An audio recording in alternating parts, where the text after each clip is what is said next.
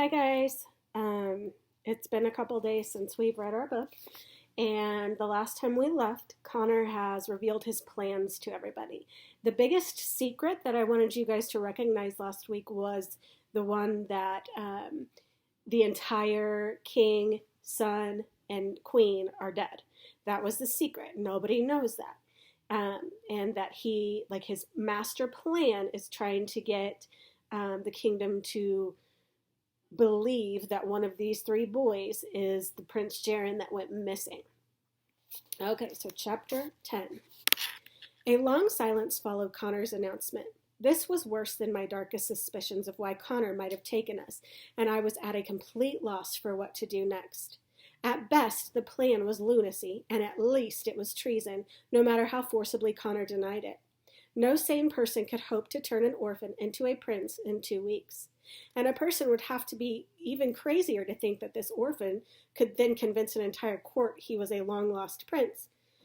Tobias politely voiced these same concerns, but was waved off by Connor, who asked, "Do you always think small, boy?" Tobias swallowed. "No, sir. Do you think this is too ambitious?" Tobias found his courage. "It seems like what you want would be impossible."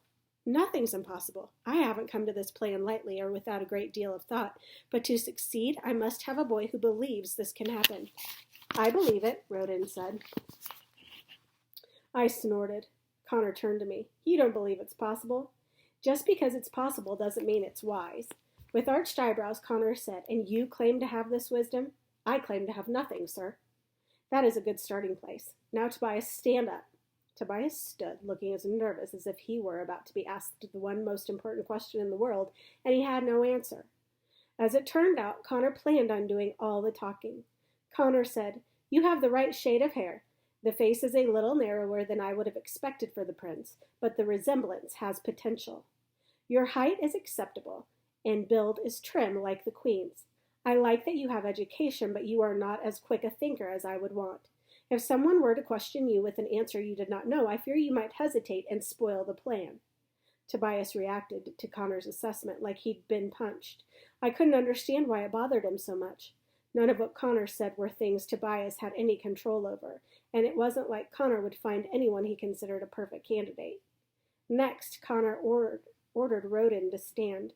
Less of a resemblance to the prince when he was last seen, but a strong resemblance to the queen's family, so we may convince people of your identity. Your ambition and determination is admirable, though you often lack confidence when necessary. You are completely uneducated, which may also prove a problem. However, you're physically strong, which will give you an advantage with the sword and on horseback. Connor told him he could sit, but Rodin remained standing and said, "Sir, now that I know what it is you're seeking, I can make myself into this prince." "Sit," Connor repeated, unimpressed by Rodin's pleas. He nodded his head at me, and I stood. "You have the entirely wrong color of hair, though we might color it over with the proper dyes. You show a preference for the left hand when it absolutely must be the right. Nor are you as tall or strong as one might expect from the son of King Egbert. You look the youngest of the three boys, though any of you will have to lie about your exact age. How are you at learning accents?" "You ask if I can learn a Carthian accent in 2 weeks?" I asked. "You cannot claim the throne of Carthia while sounding like an Avenian." "It doesn't matter," I said. "I don't want the throne. Choose Rodin or Tobias, and I'll leave and go where you'll never see me again." Connor's face twisted in anger.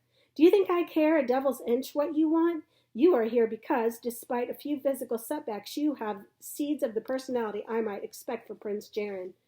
If we can weed out your bad manners and defiant nature, I suspect you could convince the nobles that you are him." "If you weed those out, then there's nothing left of me," I said. "You'd strip those away and find I'm as boring as Tobias or predictable as Rodin. Why don't you take their physical similarities to the prince and give them a personality?" It was a rhetorical question. I didn't actually think either of them could adopt a personality. "Prince Jaren was a fighter," Connor said. "You've done nothing but fight since we met." "And if you try to use me for this fraud, then I'll continue fighting," I said. "You don't want a prince. You want a puppet. You've taken on this plan in secret. Why? Maybe you can't sit on the throne, but you plan to rule from behind it. Put Rodin on the throne. He'll happily let you guide his arms and feed him with the words ye should say next. I won't." "Lower your voice," Connor said. I have no intention of ruling. Of course, at the end of 2 weeks, none of you will know enough about ruling to take that on alone. I will be there to guide you as an advisor, to protect you, and to guard our secret. When you are ready to rule alone, I will serve in any capacity you choose for me. Connor held out a hand to me. I'm offering to make you the son of Carthia, brighter than the moon and stars combined, and you will take the throne, knowing that you have pulled your country back from the brink of war. How can you refuse this opportunity, Sage? Carthia is not my country, I said, reaching for the doors to leave. Frankly, I hope Avenia destroys it. Okay, so I want you to just send me a message on Canvas. So type this in there. I want you to tell me, how has Sage changed since the beginning? Or has he changed since the beginning? And how? Okay? All right. I will see you tomorrow. Have a good rest of your day.